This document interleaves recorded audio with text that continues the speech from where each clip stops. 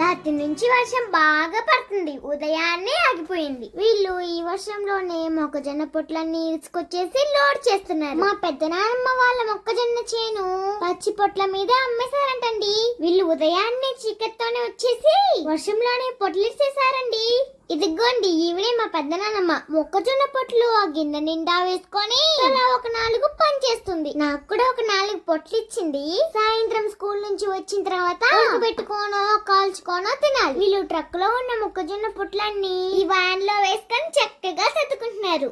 వీళ్ళు ఈ పట్లన్నీ కూడా రోడ్డు పక్కన పొట్ల కాల్చుకుంటూ ఉంటారు కదా, వాళ్ళకు అమ్ముతారంట. మాకేమో స్కూల్ టైం అయిపోయింది, దారిలో అడ్డంగా ఈ వ్యాన్ ఉంది. ఒకసారి నేను మా డాడీ చింతపూడి వెళ్ళొస్తుంటే రోడ్డు పక్కన ఈ అంకుల్ దగ్గర మొక్కజొన్న పొట్లు కొనుక్కుంటున్నాం. వీళ్ళందరికీ కూడా ఇందాక లోడ్ చేసిన వ్యాన్ వాళ్ళు అమ్ముతారంట. వీళ్ళేమో పొట్ల కాల్చి మనకు అమ్ముతూ ఉంటారు. రాత్రంతా వాన, పగలంతా ఎండ. నేను స్కూల్ నుంచి రాగానే మా అమ్మ 2 పట్లు ఉడకబెట్టేసింది. ఇప్పుడు ఈ 2 పెట్లు మిగిలినాయి కాబట్టి ఈ 2 పట్టుల్ని ఇప్పుడు మేము కాల్చుకుంటున్నాం.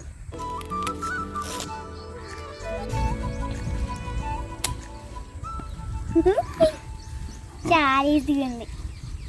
ఇప్పుడు వీటిని కాల్చుకునేటప్పుడు వీటికి అట్టకాడ గుచ్చాలి. వీటిని పొయ్యిలో కాల్చేటప్పుడు ఒక పక్క కాలి ఇంకో పక్క కాల్చాల్సినప్పుడు చేత్తో తిప్పితే చేయి కాలుద్ది. అందుకే అట్లకాడ పెట్టి గుచ్చితే మనం తిప్పుకుంటూ కాల్చుకోవచ్చు. మా నానమ్మ పుదీనా పచ్చడి చేస్తుంది. మొన్న కరివేపాకు పచ్చడి చేయడం చూపించా కదా.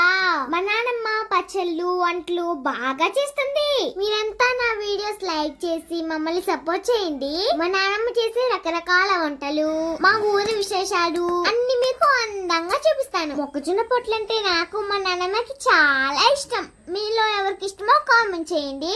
ఇప్పుడే వర్షం ఒక్కొక్క చినుకు పడుతుంది. ఈ పిల్లి సన్సెట్ ఎక్కి హాయిగా పడుకొని మేమేం చేస్తున్నామో చూస్తుంది. పొట్లు కాల్చడం అయింది, తల ఒక ముక్క తినేసా. చాలా బాగుంది. మీరు మన వీడియోని లైక్ చేయండి.